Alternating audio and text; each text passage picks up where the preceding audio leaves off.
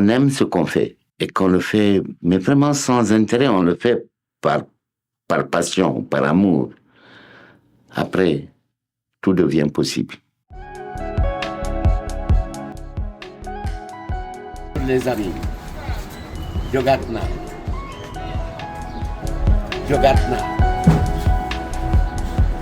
koko yaa ngi nii wax naa leen yàgg naa leen wax bàyyi leen bay gerte ngeen di bay gerte ah benn hectare gerte bu la joxee 500 000 600 000 nga kontaan ah benn garabu koko dina la jox ñaari téeméeri doom bu nekk dina jar téeméer muy 100 000 francs benn garab te dina la ko jox ci diiru juróom fukki at maanaam dina ci am njariñ sa doom dina ci am njariñ sa sët dina ci am njariñ may wax ngay bay gerte donc dof lo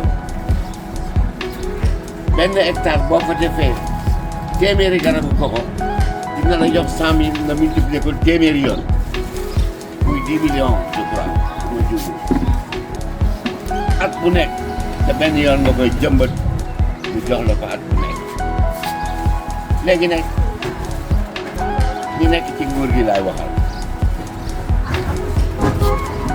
Senghor moo fi jëkk nekk mu yore réew mi dem bi mu bàyyee Sénégal dem France la dem France la dunde France la deewe lenn rek nga fi bàyyi mooy la négritude mu dem bàyyi ñu fi ak Abdou. Des moments de partage avec des étudiants qui ont dans l'esprit l'apprentissage de la vie et aussi la découverte de ce qu'est l'écologie, la protection de l'environnement. Dans l'associatif, alors c'est des moments de partage. De plus en plus partout dans le monde, les jeunes ont compris qu'ils ne sont pas des moutons qu'on embarque dans des rêves qui ne sont pas les leurs. Et cette situation-là, ils sont fatigués de la vivre. De plus en plus, ils sont conscients qu'ils doivent construire un monde qui leur appartient. Parce qu'on leur impose un monde qui sert une élite, mais pas le grand nombre. D'abord, j'ai envie de dire un homme qui aime la terre, qui aime la vie, qui est généreux, qui aime partager. J'ai l'habitude de dire aux jeunes, quand ils viennent me demander un arbre, je dis, mais il n'y a rien de plus facile que de produire un arbre.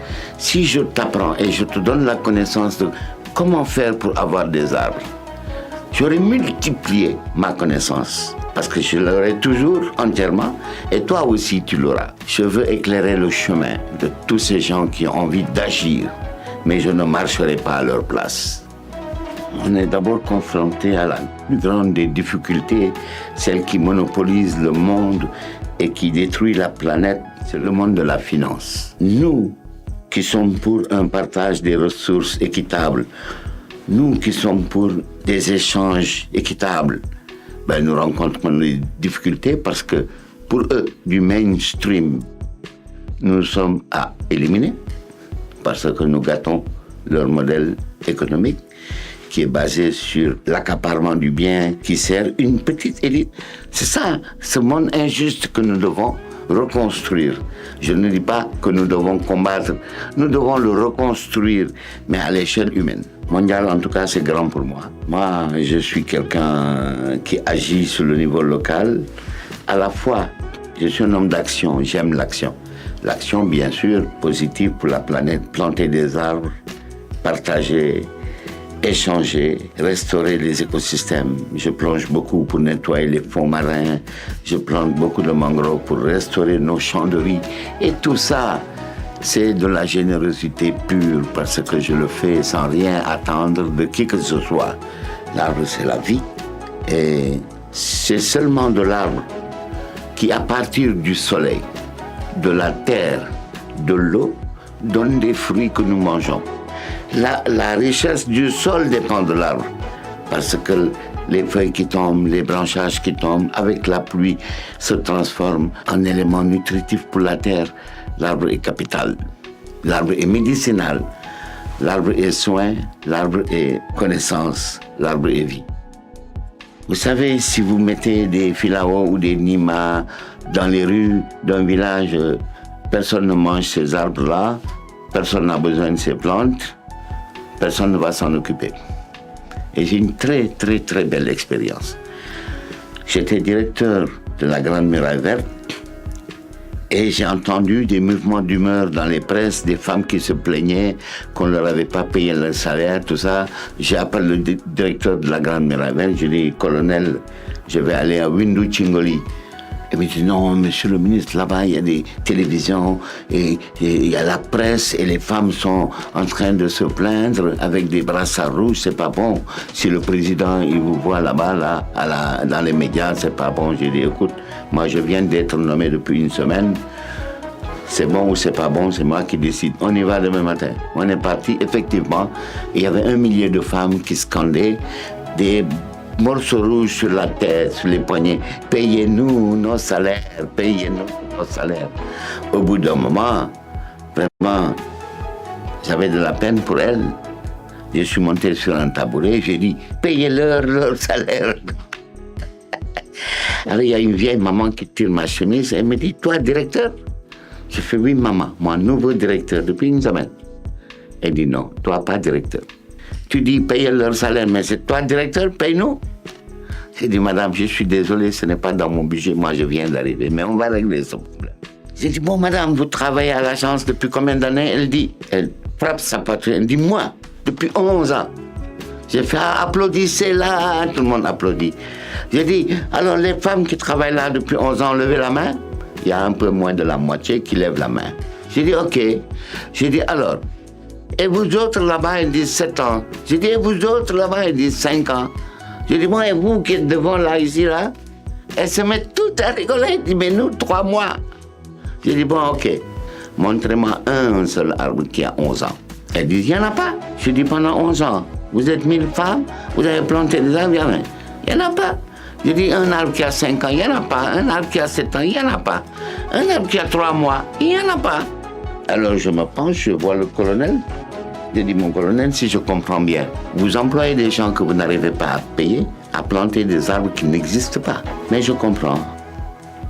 Les appels d'offres pour les gaines, les appels d'offres pour les semences, je comprends tout ça. Après, je reviendrai sur ça. En tout cas, j'ai dit aux mamans, en venant, je suis passé au marché acheter 3 limons.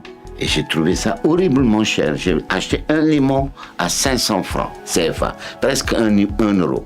Et je suis aussi rentré dans chacune de vos maisons. Et je n'ai pas vu un seul citronnier. Pourquoi vous ne plantez pas des citronniers? Elle dit, mais ce sont les agents des eaux et forêts qui vendent les citronniers à 4 000 francs, à 3 000 francs. Et ils sont à 50-60 kilomètres, très loin d'ici. Alors on prend une charrette, on met 4-5 heures. Quand on arrive là, on paye l'arbre. Et au retour, avant qu'on arrive, parce qu'il fait 47 degrés à l'ombre là-bas, et il n'y a pas d'ombre. Quand on revient, souvent l'arbre est mort. J'ai dit, bon, moi j'ai amené avec moi 4000 citronniers que je vais vous offrir. Chacun de vous aura 1 ou 2 citronniers. Alors elles se sont riées, mais on avait prévu ça, on a organisé.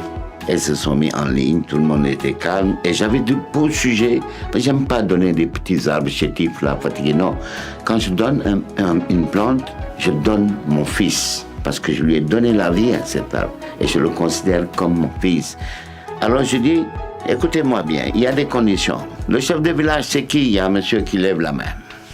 J'ai dit, ok, vous êtes témoin. L'imam, parce que j'ai vu une grande mosquée en venant, l'imam, c'est qui? Monsieur qui lève la main, j'ai dit, vous êtes témoin. J'ai dit, madame la présidente, vous aussi, vous êtes témoin. Cet arbre que je vais vous donner, vous allez tous en avoir. Il est gratuit.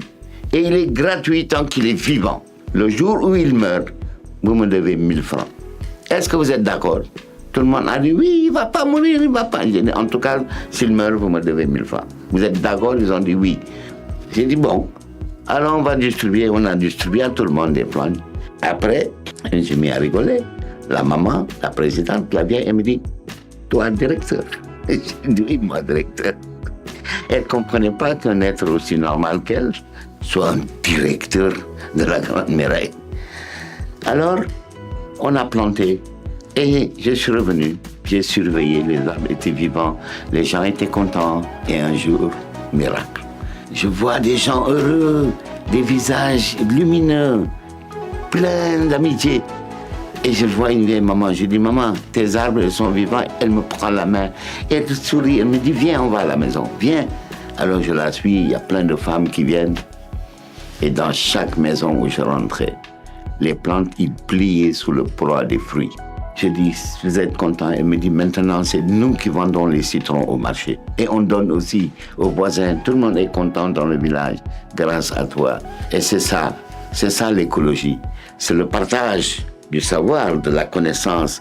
C'est le partage des solutions parce qu'en fait, en réalité, moi j'estime qu'il faut se concentrer sur les solutions et elles sont nombreuses et elles existent. Vous savez, certains arbres communiquent avec nous, mais il faut savoir les écouter et les entendre. Un jour, je suis avec des amis, on allait à Joal, le chauffeur il roulait vite, tout d'un coup à un moment, je l'arrête, je lui dis, hey, oh, dis, arrête-toi, tu roules trop vite, arrête-toi. Maintenant, fais demi-tour. Je ralentis, je lui dis, tu vois l'arbre là? Il me dit, oui, je lui dis, arrête-toi là. Il me dit, qu'est-ce qu'il y a? Je lui dis, l'arbre là, il m'a dit qu'il n'est pas mort. Donc je vais aller le voir pour comprendre. Donc je vais sur l'arbre, je me recueille, je lui dis, tu m'as dit que tu n'es pas mort. Il me dit, oui. Je lui dis, explique-moi. Et je reste avec lui, je me recueille, je regarde. Au bout de 15-20 minutes, j'appelle mes amis, je dis, allez, vous arrivez au village, vous m'achetez 10 sacs de 50 kilos de riz, mais vide. Vous m'achetez un bidon d'eau, vous achetez une scie de menuisier, vous achetez aussi beaucoup de fils, de cordage, et vous revenez me trouver ici. D'accord, et faites vite. Hein. Alors je retourne vers l'arbre, eux ils sont partis, je communique. Bon, je suis là, et la voiture revient, coupée ici exactement. Comme elle m'a montré, on a coupé. La maman a dit, on prend la sciure de bois, on a bien damé tout ça. Elle a dit, on donne très peu d'eau, un bouchon. On a mis un bouchon d'eau. C'est très peu. On a attaché très fort et on a fait ça sur 10 branches. J'ai dit aux amis, l'arbre mère là, elle a dit, tous les jours, vous ne devez pas arroser cet arbre. Il faut simplement poser la main dessus et lui dire que maman nous a dit que tu n'es pas mort. Les gars, tous les jours, vous faites ça. Et on se reste en contact. Donc, chacun est parti avec une grosse branche comme ça. Alors, je suis parti avec la mienne. Tous les matins, je mettais ma main, mes deux mains. Je lui disais, ah, ça va, on voit que tu n'es pas. Tu résistes. Après une vingtaine de jours, j'appelle les amis, je dis, il y a du changement chez vous? Non, je dis, regardez bien, parce que chez moi, là, il y a du changement. Est-ce que vous faites comme je vous ai dit? Ils disent oui. J'ai dit, bon, continuez à faire. En tout cas, chez moi, il y a des bourgeons. La vie repart. Après, chez eux aussi, après, on avait une dizaine de gros baobabs. Et les arbres, ils communiquent. C'est nous qui ne savons pas entendre. Nous, on sait entendre Google, Facebook, on ne sait pas entendre la nature. Pourtant, la nature, tous les jours, elle nous parle. Vous savez, moi, j'ai beaucoup plongé. Et à force de plonger, 2 scientifiques sont venus me voir parce qu'ils cherchaient une épave. Eux, ils avaient des outils performants, des sondeurs, des trucs comme ça, mais ils ne trouvaient pas leur épave. Alors j'ai dit, bon, je vais le chercher pour vous. On est allé, je leur ai dit, en mettant la tête sous l'eau, j'ai dit, mais votre navire là, il fait trop de bruit, il faut qu'il parte loin. Après, j'ai mis la tête sous l'eau, j'ai dit, voilà, c'est bon, là, je ne l'entends plus. Maintenant, je vais monter dans mon bateau, dans ma pirogue. J'ai mis la tête sous l'eau. J'ai dit, bon, ici même, dans votre point zéro là, il n'y a rien. Mais là-bas, là, à 50 mètres, j'entends quelque chose. On va aller par là, j'ai dit à mon skipper, Mamadou, va là-bas, mets un repère, donc il jette une balise qui est avec une bouée.